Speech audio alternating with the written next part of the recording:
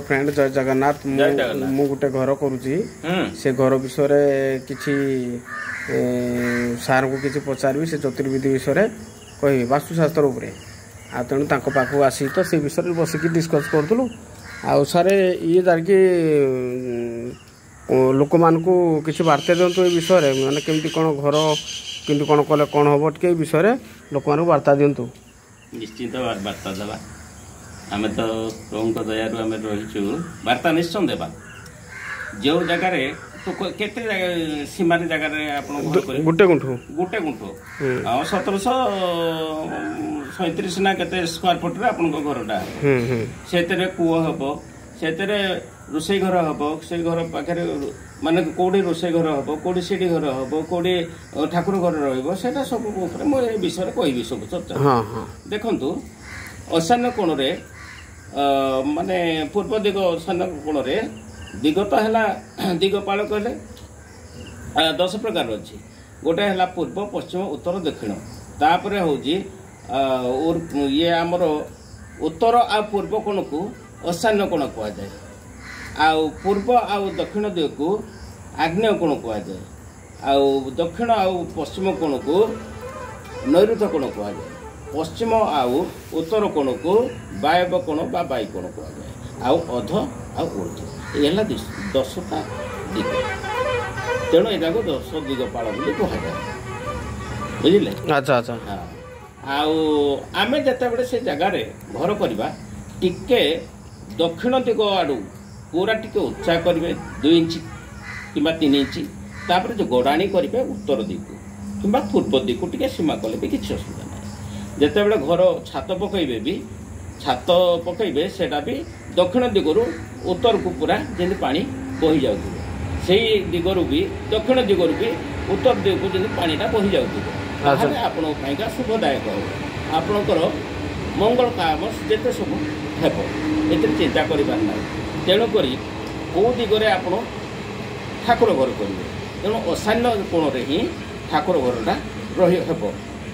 आग्नेय कोण रे रोषे घर आमर जोड़ा हूँ कि नैऋत्य कोण से नैऋत्य कोण रे केवल सीढ़ी भी हो पार आउ पायखाना को सीमार पश्चिम दिगरे भी पायखाना हो पार आउ वायव्य कोण रे भी तुमर कूओ फोटी करेंगे ना कूओ फो कले विघ्न घटो तेणु पूर्व असान्य कोण रे आपणकर कूओ कि नल ये बोरिंग सब करेंगे ये आपको शुभदायक हम आउ जिते घरटा सुतिबे से समय गोली सूता ये कम ना जोटा कि मिस्त्री मैंने कम कर मिस्त्री मानकर सूतार ही आपड़ सुतिबे जेपर कौन प्रकार छिंडब ना छिंडी गले महाविपद घटो हाँ सुतला बेले कर्मकर्ता जी जार घर से केबे हेले अंटारे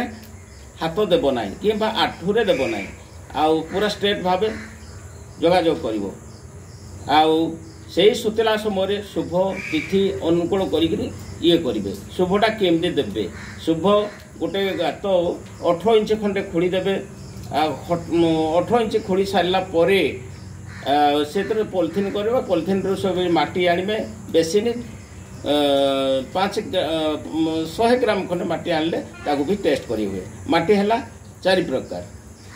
ब्राह्मण माटी क्षेत्र माटी वैश्य माटी शूद्र माटी ये कौ माटी कौ लोक घर कले शांतिदायक हम घर उत्तरोत्तर उन्नति हम से गुड़ाक भी रही तेणु जिते आप शुभ देवे बती गुड़ाक जो अच्छी से कोण देगी से सब शुद्धि करदे से ये जल गंगा जल देवे छिंची देवे आपर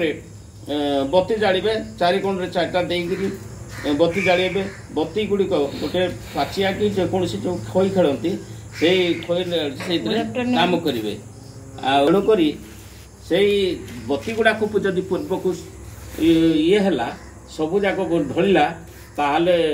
निश्चय जानवे तुम मंगल कारण हम आ बहुत उत्तम आदि 3टा खंडे होता भी उत्तम अच्छी 2टा हेले मध्यम आउ गोटे हेले अधम ए हूँ तार नियम ରାବିବ ନାହିଁ, କୁକୁର ରାବିବ ନାହିଁ କି କୌଣସି ପ୍ରକାରର କୁକୁର ରାବିବ ନାହିଁ କି କାଉ ରାବିବ ନାହିଁ କି କୌଣସି ପ୍ରକାର କୌଣସି ଗଣ୍ଡଗୋଳ ହେଉନଥିବେ। এইভাবে ହେଲେ ଶୁଭଦାୟକ ହେବ। ଆଉ ତାର ଗୋଟେ ସମୟ ରହିଛି, ତିଥି ରହିଛି, ମାସ ରହିଛି। ସେଇ ମାସ ମାନଙ୍କରେ ଆପଣମାନେ ଘର ଶୁଭ ଦେଇପାରିବେ, ହେଲେ ଆପଣଙ୍କର ମଙ୍ଗଳ ହେବ, ଉତ୍ତରତର ଉନ୍ନତି ହେବ, ପିଲା ଛୁଆ ଜ୍ଞାତି କୁଟୁମ୍ବ ଯେତେ ତୁମର ଉତ୍ତରତର ଉନ୍ନତି ହେବ। ଏଇଟା ହେଉଛି ଆପଣମାନଙ୍କ ପାଇଁକା ଶୁଭଦାୟକ। ଆଉ ସେଇଟା ନିୟମ ଦେଲା ବେଳେ ବି କେମିତି ନିୟମ ଖେଳିବ, କେମିତି ଆକାରରେ ଅଙ୍ଗାର ବାହାରିଲେ କ'ଣ ହେବ, ତସୁ ବାହାରିଲେ କ'ଣ ହେବ, ଏମିତି ସବୁ ଅସ୍ଥି ବାହାରିଲେ କ'ଣ ହେବ, ଏସବୁ ବିପଦ କାରଣ। ଅସ୍ଥି ବାହାରିଲେ ନିଶ୍ଚିନ୍ତ ଭାବେ ବିଘ୍ନ ଘଟିବ। ଏସବୁ ହେଉଛି କାରଣ। ଆଉ ଯେତେବେଳେ ନିୟମ ବି ପକାଯିବ ସେହି ସମୟରେ ବାସ୍ତୁପୁରୁଷଙ୍କୁ ପୂଜା କରିବେ। ବାସ୍ତୁପୁରୁଷ ଗଣେଶ ଆଉ ବସୁଧା ମା, ଏଇ 3 ଜଣଙ୍କୁ ତୁମେ ଯଦି ପୂଜା କରିବ ତାହେଲେ ତୁମ ଗୃହଟି ଶାନ୍ତିରେ ରହିବ। ଆଉ ସେହି ସମୟରେ ଭୋର ସଂକୀର୍ତ୍ତନ କରି ସବୁ କରିକିରି ପୂଜା ପାଠ କରିବେ, ତାହେଲେ ଆପଣମାନଙ୍କର ଆହୁରି ମଙ୍ଗଳ ହେବ, ଉତ୍ତରତର ଉନ୍ନତି ହେବ, ଆଉ କୌଣସି ବିଘ୍ନ କି ଅଶାନ୍ତି ହେବ ନାହିଁ। ଏ ହେଉଛି କାରଣ। ଆଉ ଅନେକ ବିଷୟ ଅଛି, ଆଉ ଅନେକ ବିଷୟ କରିବା ପାଇଁକା। ଥ୍ୟାଙ୍କ ୟୁ ସାର୍, ଧନ୍ୟବାଦ। ଆପଣଙ୍କର ଯାହାର ଆବଶ୍ୟକ ହେଉଛି ଏ ବିଷୟରେ ଜାଣିବା ପାଇଁ ଆପଣ କମେଣ୍ଟ ବକ୍ସରେ ଜଣାଇବେ। ମୁଁ ସାର୍ଙ୍କର ଆଡ୍ରେସ୍ ଦେଇଦେବି, ଆପଣ ଆରାମସେ ଆସିକି ଦେଖେଇବେ। ରହୁଛି ସାର୍, ଧନ୍ୟବାଦ। ଧନ୍ୟବାଦ।